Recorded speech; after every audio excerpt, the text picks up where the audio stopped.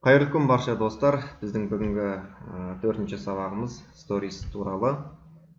Жалпы біріншіден сторис дегеніміз не деген сұраққа жауап бере келсем, сторис дегеніміз суреттер мен қысқа роликтерді әртүрлі түске бояп мәтін жазуға болатын Инстаграмдағы негізгі бағдарламалардың бірі. Жалпы стористі 24 сағат уақытқа салуға болады. 24 сағаттан соң сторис автоматты түрде өшіріліп отырады. Салған суреттеріңіз немесе жаңағы роликтеріңіз, видеоларыңыз деген сияқты. Сторис дегеніміз жалпы мұнда жоғары жаққа қарап отырсаңыздар, міне осының барлығы сториске салынған негізгі контенттер. Енді мұнда кез келген ашып қарасаңыздар, мысалы стористе жаңағы адамдарды белгілеуге болады, онан кейін өзіңіздің арнайы хэштегіңізді белгілеуге болады, осы сияқты кейін мекенжай, сол сияқты тағы неше түрлі контенттерді осы стористке де белгілеп отыруларыңызға болады. Мысалы, мына жақтан бір стористерді қарайық. Міне келген өзіңіздің видеоңызды саласыз да, осылай астына жаңағы бағасын, үстіне тексті деген сияқты неше түрлі жазып қарап отыруларыңызға болады. Мына арада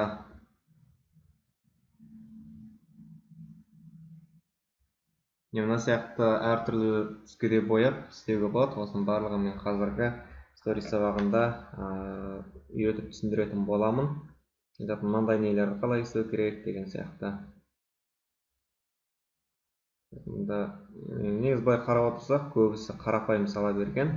Мен қазір сіздерге басқаша тартымды жолмен қалай салуға болатындығы жайлы көрсетіп өтетін боламын. Ендеше бастайық. Біріншіден, жалпы стористі күніне 5-10 стористен салып отыруға болады, 12 ары кетсе. Немесе өзіңіздің уақытыңыз болып жатса, 15-20-ға дейін стористерді салып отыруға болады. Сторис салу үшін жалпы біріншіден мынау инструментке басасыздар, мына видео суреті тұрған. Одан кейін жоғары жағына бассаңыздар, мұнда камераны суреті тұрады. Фотоаппараттың соған басасыздар. Онан кейін өздеріңіз кез келген суретті таңдап аласыздар. Мысалы, міне мұнан біраз үлкейтсеңіздер, жаңағы сурет әдемі болып өзінің форматына келеді. Стористің негізгі форматы 1080-де 1920. Осы бойынша саласыздар. Енді мұнараға қарасаңыздар, жаңағы А деп тұрған жерді бассаңыздар, текст жазылады неше түрлі. Мысалы, мұнараға біз кез келген бір текст жазып көрейік. Күндеріңіз тамаша, табиғат. Мысалы, осылай жазуға болады. Міне көбісі осылай жазады. Немесе басқа түрде тағы жазсаңыздар, үстін бассаңыздар да текст жазыла береді. Тамаша табиғат. Енді бұл мұның үстін тағы басып, мына түстерге қойсаңыздар, неше түрлі түстер шығып отырады. Оның кейін мына жоғары жағындағы А дегенді бассаңыздар, оның артына фондар беріледі. Яғни мынандай қанық түстер, немесе тағы бір сол жаңағы текстің үстін басып, А дегенді барсаңыздар, мынандай орташа түстерді беріп отырады. Мысалы, осылай жазып барып, астына тағы да текст жазуларыңызға болады. Мысалы, тамаша табиғат, керемет көріністегі, керемет көрініс десек, мұнараға керемет көрініс. Енді мына тексті бұлай қыссаңыздар, өзі кішірейтін. Осы сияқты қоюға болады. Немесе ол текстің үстін тағы да басып, жаңағындай неше түрлі түстер беріп, өзгертіп отыруларыңызға болады. Міне, кішірейтеміз. Сосын сәл үлкейіп барып мұнараға қоя саламыз. Осы сияқты тексттерде жазуға болады. Егер өшір жасайтын болсаңыз, текстің үстін басасыз да, мына астына әкеп удалить деген жерге бас саласыздар. Онан кейін тағы да бұл тексттерге басқаша түспен жеке-жеке түс беруге болады. Ол үшін жаңағы мынау жазылайын мұнараға. Тағы да басқа текстер жазып көрейік, жеке-жеке әрқайсысын бояп. Мысалы, табиғат деп қана жазсаңыз, сіздерге түсінікті болсын. Енді мыналарға әрқайсына жеке түс беру үшін әрбір әріпті жеке-жеке басасыздар, мысалы таңдап аласыздар мына сияқты. Мысалы Т дегенді басасыздар да, мынаған басқа түс бересіздер міне. А дегенді басасыздар да, аға басқа түс бересіз мына сияқты. Жасыл түс. Б деген мысалы қала берсін ақ түспен, сосын И дегенге мысалы көк түс беруге. Мына жағында Q қалсын жарайды. Уақыттарыңыз көп ала бермеу үшін басқа түстерді енгізе салайын. Кейін мына жақтан қызыл немесе бір қанық сары түстерді бере салайық.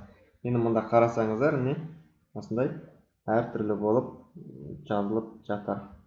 Немесе мынаның артына тағы да фон беру арқылы текстті тағы да басқа түстерге бояуға болады. Ол үшін текстті басасыздар да, бірінші өзіңізге қандай фон ұнайды, сол фонды бірінші беріп аласыз. Мысалы міне көкті алайық, көкке қараны алайық. Артық фонға қараны аламыз. Артық фонға қараны аламыз да. Бетіндегі текстке мысалы сары түс аламыз. Осы сияқты неше түрлі түстермен өздеріңіз қоя беруге болады. Түстің ерекшеліктері осындай. Онан кейін тағы да автомат түрде түс беруге болады. Жаңа классический дегенді басасыздар, модерн деген бар, неон деген бар, мына сияқты жарық қылдыратын неше түрлі. Осындай түстермен де қоюға болады. Мына үстін басып, осылай өзгертіп отырасыздар. Текстпен жұмыс жасағанда осылай жасап отыруға болады. Енді мұнарадан тағы да жеріне қоюға болады. Осы сияқты әртүрлі түстермен бояп отырасыздар. Сонан кейін жалпы айта кетерлігі, мұнарадан да артына фон беруге болады. Жаңағы мынау А деген инструментті бассаңыздар, осылай артына неше түрлі фондар береді. Енді осы мен тексттерге байланысты сабақ түсінікті болды деп ойлаймын. Ары қарай қалған инструменттермен историяда жұмыс жасауды көрсетейін сіздерге. Енді мына жаңа арты былай тайып кетті, онда тайдырмау үшін суретке басасыздар да бірінші, сосын масштабын былай үлкейте саласыздар. Онан кейін сіздерге өткендегі сабақта көрсеткен сияқты лентадағы видеолардың жаңағы логотиптер қалқалатын болса, оны сториге салған кезде бірден масштабын үлкейтіп қоя салуларыңызға болады. Мысалы, мына видео болды өткенде бізде. Енді осының мына жерден логотип көрініп тұр, оны алып тастау үшін бұлай видеоны үлкейте саласыздар өзіне.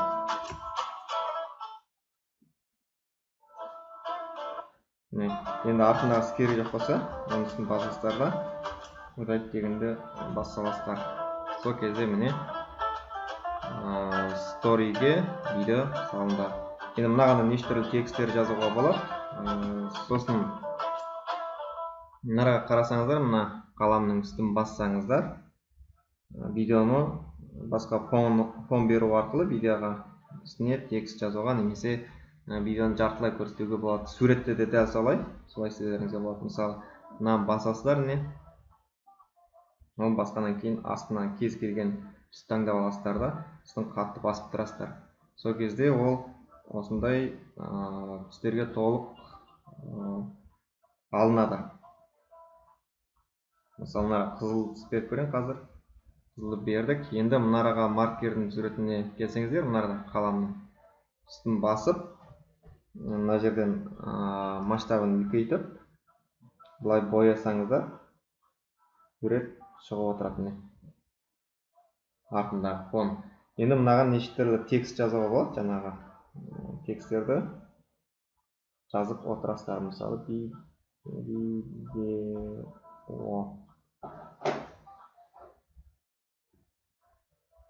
Міне, осылай көрініп отырады. Суреттерді дәл солай істей берулеріңізге болады.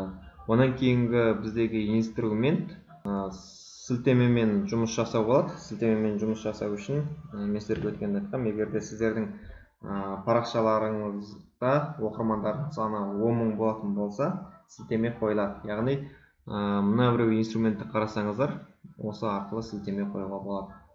Сіздердің көптеріңізде бұл инструмент қазір жоқ, өйткені сіздерде 10.000 адам жоқ деп ойлаймын. Егер бар болатын болса, осындай инструмент шығады.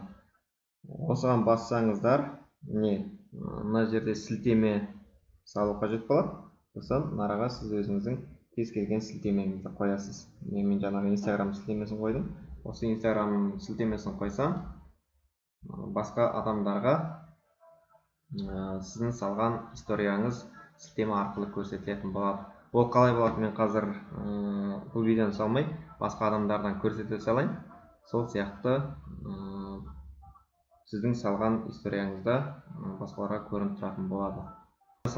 Мен сілтеме салғанда осы сияқты болып тұрады. Мынау еше деген батырманы бассаңыздар, ол бірден жаңағы сайтқа немесе кез келген парақшаларға өтетін болады. YouTube каналға өтті. Осы сияқты қарай бересіздер өздеріңіз. Сен қоғамға ақымақ күйде керексің.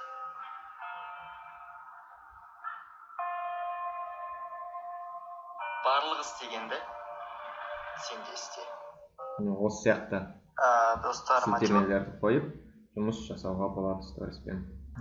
Енді мынандай пост салғаннан кейін өзіңіздің достарыңызды белгілеу үшін мынау үстін басып қаласыздар да, айғұлақ батырмасын басасыздар осындай. Онан кейін кез келген белгілегіңіз келген досыңыздың инста парақшасын жазасыз. Мысалы, мен мына адамдар белгілейтін болсам, үстіне басамда жаңағы жеке түстерге алуға болады. Негізі көбінесе мен классический дегенді аламын, осы бойынша бәрін қолданамын. Осы сияқты белгілеп отырасыздар. Ал егерде түсі сізге ұнамаса, тағы да үстін басып қызылмен жұмыс жасайсыз. Немесе басқа түстер беруге болады. Онан кейін хештег қолданасыздар. Хештег қолданған кезде тор пернесін басасыздар да, кез келген хештегті жазасыздар. Мысалы, мен мынаған теңіз деп жазсам, хештег нарада тұратын. Егер де хештегті көрсетпеймін, басқа адамдар сіздің историяңызды қарау керек. Егер хештег көрінбесін десеңіз, хештег кішірей саласын асатты. Арасын қысасыз да, көп кішкене қылдырасыз. Кішірейте тұстайсыздар да, осылай бір көрінбейтін жерге қоя саласыздар. Историядан көрген адамдарға хештег көрінбейді, бірақ сол хештег арқылы сіздің историяңызды жаңағы хештегке байланысты терген ақпарат арқылы историяңызды тауып басқа адамдар қарай алады. Онан кейін өзіңіздің лентаңызға жіберу үшін, историяңызды жаңағы өзіңіздің аккаунтыңызға жіберу үшін поделить дегенді басасыздар да, готово дейсіздер. Сол кезде ол история өздеріңізге шығатын болады. Осындай дөңгелекшемен. Мынандай сырты қызарып тұрғандар, ол яғни барлық адамдарға кетеді. Егер сіз өзіңіздің ғана достарыңызға жіберем десеңіз, онда басқаша жібересіз. Ол кезде сіздің мына историядағы қызыл болып тұрған дөңгелекше жасылға боялады. Яғни қазір тағы бір пост салайын. Салсам мен лучшие друзья деген болады. Соған жіберемін. Сол кезде менің историям осындай жасыл түспен белгіленеді. Енді басқа аккаунт арқылы кіріп өзімді қарасам, ол жасыл түспен белгіленіп тұратын болады история.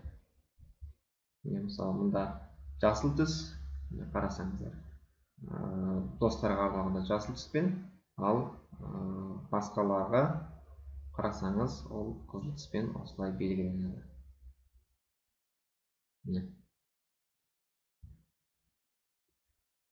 Осы сияқты историяларды неше түрлі түрлендіріп сала бересіздер. Енді лентадағы постты историяға салу, соны көрсетейін. Ол үшін өзіңіздің лентаңызға кіресіз. Өз парақшама өтіп алайын. Егер де история қажетсіз дейтін болсаңыз, мынау еше деген батырманы басып, удалить етіп тастайсыз. 24 сағат автомат түрде өшірмей, өзіңізге ұнамаған болса, осылай өшіруіңізге болады. Енді мынарада архив дегенге қарасаңыздар, сіздердің салған историяларыңыз осында сақталатын. Міне. Мен бұрында жазған болатын, мына сияқты неше түрлі қылып. Осылай істеп салуларыңызға да болады. Ол үшін мынандай артқы фонды кез келген жаңағы әлеуметтік желідегі парақшалардан видеоның артқы фонын жүктеп аласыздар да, бетіне тек қана история арқылы текст жаза саласыздар. Ал менен кейбіреулер сұрап жатады, бұны қандай бағдарламамен істедіңіз, қандай программа қолдандыңыз деп. Ешқандай программа қолданбадым. Тек дайын артқы фондық видеоны аласыз да, бетіне жаңағы история арқылы текст жазасыз. Сол кезде осындай әдемі болып көрсетіліп тұратын болады. Енді мен бағана сіздерге айтпақшы болдым, архивке кірген кезде историяларды таңдап алып, бұрынғы историяларды осылай көріп. Ал егер лентаны қарайтын болсаңыздар, онда архив публикация дегенге басасыздар. Сол кезде сіздің бұрынғы ленталарыңыз немесе өзіңіздің жеке сақтап қойған ленталарыңыз осында шығып тұратын болады.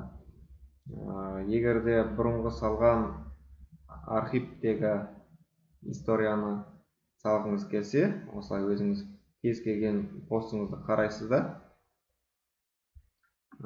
содан мына жердегі поделиться дегенді басасыз. Сол кезде ол сіздің инстаграмыңызға жүктелетін болады. Сол үлкейтіп кеп, тағы да сала саласыз. Өзіңіздің бұрынғы дайын историяларыңызды. Енді лентадағы постты историяға шығаруды үйретейін. Көрсетіп жіберейін. Көптеріңіз білетін де шығарсыздар. Адамдар жазылып жатыр. Адамды қалай шақыру керек, қалай көп адам жинау керек туралы мен келесі сабақта оны нақты толық түсіндіріп өтетін болам. Ол жеке сабақ. Енді жаңағы лентада постты историяға салу керек дейді. Ол үшін мысалы өзіңіздің жеке постыңызға кіресіз осылай. Кіргеннен кейін неру батырмаға басасыз. Басқаннан кейін мына жерде добавить публикация историю деп тұрады. Осыған басасыз. Басқаннан кейін міне кез келген жаңағы басқа парақшалардағы посттарды осылай өзіңіздің историяңызға салуға болады. Астына қарасаңыз мынандай несі тұрады. Парақшаның логині тұрады. Өзге парақшалар. Егер оны қоям десеңіздер, осылай қоя саласыздар. Ал қоймайым десеңіздер, бұл суреттің үстін тағы бір басып қалсаңыздар, осылай ашылатын болады. Оны үлкейтіңкіреп, кішірейтіңкіреп жасаласыздар. Кейін мына жердегі А дегенді басасыздар да, бағана текст жазасыздар. Мысалы, жаңа пост дейсіздер да.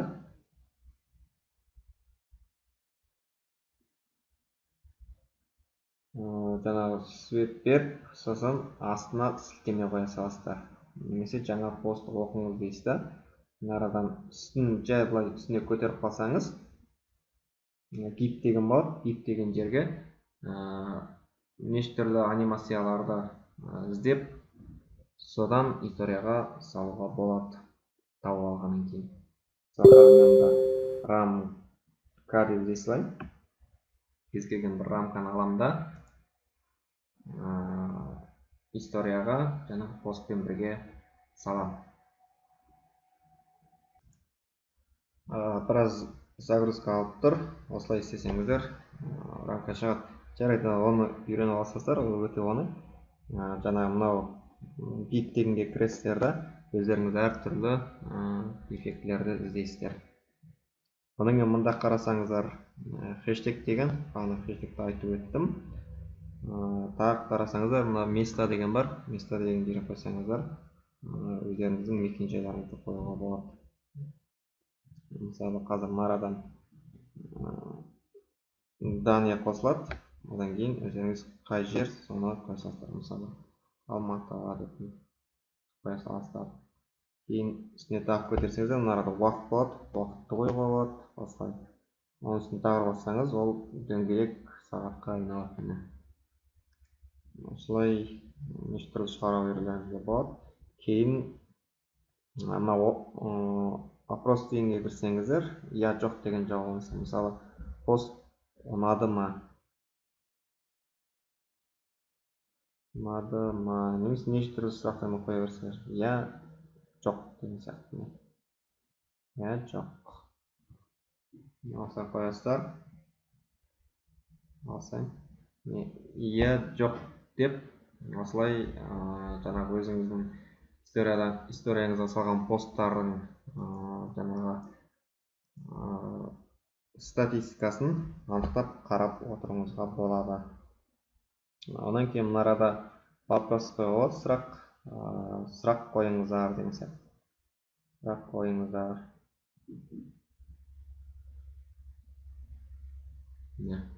Сұрақ қойыңыздар десеңіздер, олар неше түрлі сұрақтар қояды. Мынасын тағы бассаңыздар, текст өзгеріп отыратын болады. Тағы басасыз, мына арада жоғары жағында светтер бар. Неше түрлі светтерді басып, таңдап отыруларыңызға болады.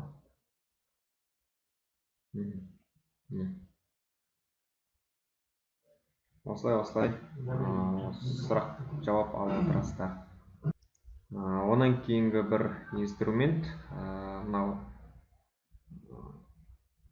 обратный отчет деген бар. Осыған кіресіздер да өздеріңіз кез келген уақытты қоюға болады. Мысалы, сіз бір конкурс ұйымдастырасыз дейік, соның уақытын немесе бір тікелей эфирге шыққайсыз, қай уақытта шығасыз, соның бәрін қоюға болады. Мысалы, бүгін тікелей эфир деп жазасыз, мысал ретінде. Сосын мына араға ай күнін жазасыз. Июльдің бүгін бірі мысалы қоя салуға болады. Немесе июльдің бірі, июльдің екісі деймін. Мына сияқты өзіңіз қойып отырасыздар. Бүгін деген орнына ертең деп қоя саласыздар. Мысалы 10 сағат 2 минуттан кейін осындай секундта сіз тікелей эфирге шығасыз, немесе осындай уақытта жаңағы марафондар басталады деген сияқты неше түрлі ай күндерді өзіңіздің ыңғайыңызға қарай қойып отыруыңызға болады. Одан кейін мына арада тағы сұрақ жауаптар тест ретінде алуға болады. Мысалы, Абай Құнанбаев қай жылы дүниеге келді деп. Немесе дүниеге келді. Дүниеге қай жылы келді дейсіздер ба? Дүниеге қашан келді десек, қашан келді. Сымай қалды мына арада, жарайды. Енді мына арадан варианттарын таңдайсыздар. Мысалы 1906, 1905, 1904,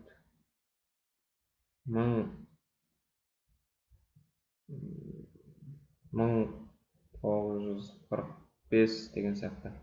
Мысалы қоя саласыз да. Мысалы дұрыс жауабын білгіңіз келсе, мысалы үстін басасыз.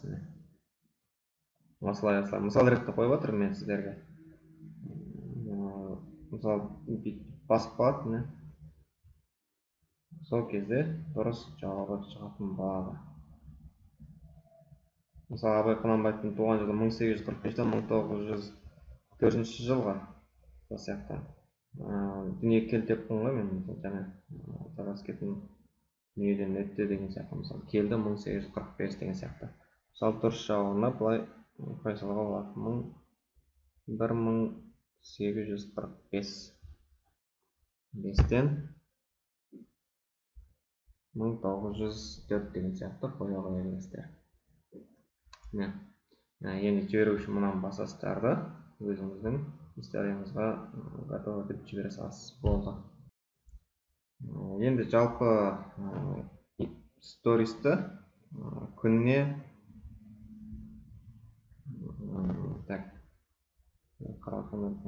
енді жалпы стористі күніне бір адам 10-15 рет кіріп қарайды екен. Ал жалпы әлем бойынша бір күнде 250 миллион сторис салынып отырады. Негізі стористерді осылай қарап отырғаныңыз өзіңізге де жақсы. Жаңағы сіз басқа біреулерді көрсеңіз, ол адамдарда сізді жаңағы мені көрген кім болды екен деп қараулары мүмкін. Сол сіздің алдыңыз көбейіп тұрады. Сосын сторис арқылы тікелей эфирге шығуға болады. Мына жаңағы басасыздар, сосын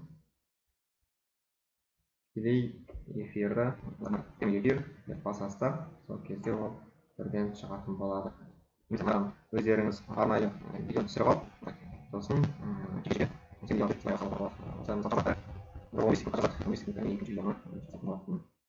стоп дейсіз, былай қарап тыңдап аласыз да, ұнаса далее деп өзіңіз историяға жібере саласыз. Керек жоқ болса X-ті басып жалпы историямен жұмыс жасау деген осылай түсінікті болды деп ойлаймын. Егер де тағы сұрақтарыңыз болатын болса қойыңыздар, әлде толыққан түрде жауап беретін болам. Келесі сабақ бізде инстаграмға адамдарды қалай жинау керек, сол турасында айтатын болам. Мысалы, менде ең алғаш инстаграмға кірген кезде бір 20-30-дай адам болған. Қазір 22.241 адам болыпты. Сосын тағы да инстаграмында бірнеше аккаунтпен отыруға болады. Менде мысалы қазір 4 аккаунтпен отырмын. Өзімнің аккаунтым және өмір ағысы, катарсис, mp4kz деген парақшаларды өзім жүргізіп отырмын. Мына жерде давайте аккаунт десеңіз, басқа аккаунттарды қоса беруге болады. Сосын мына жерде бас жағындағы өзіңіздің логиніңізді бассаңыз, сіздің жазылған адамдарыңыз көрінетін болады. Мына жерде қарап отырсаңыздар жазылған адамдар, ал мына жерде 32 дос деген, ол бағана сіздерге айтып өткен историяға адам салған кезде жасыл болып көрінетіні осы адамдар ғана. Осы адамдарға жасыл болып көрінеді, қалғандарына қызылмен көрінеді. Сіздерде солай істеп алуыңызға болады. Ол үшін жаңағы лучшие друзья дегенге кіресіздер. Мұнда кіргеннен кейін мынарада өздеріңіз қоса бересіздер жаңағы кез келген достарыңызды. Мысалы, айғылақты достарды кез келген адамды іздеп өзіңіз қоса бересіз. Давай саласыз. Ал егер де алып тастаймын десеңіз, удалить дегенді басасыз, сонда ол адамға жасыл болып көрінбейтін болады. Ал жасыл болып көріну үшін осы арадағы спискке қосасыз. Болды, осымен сторис сабағымыз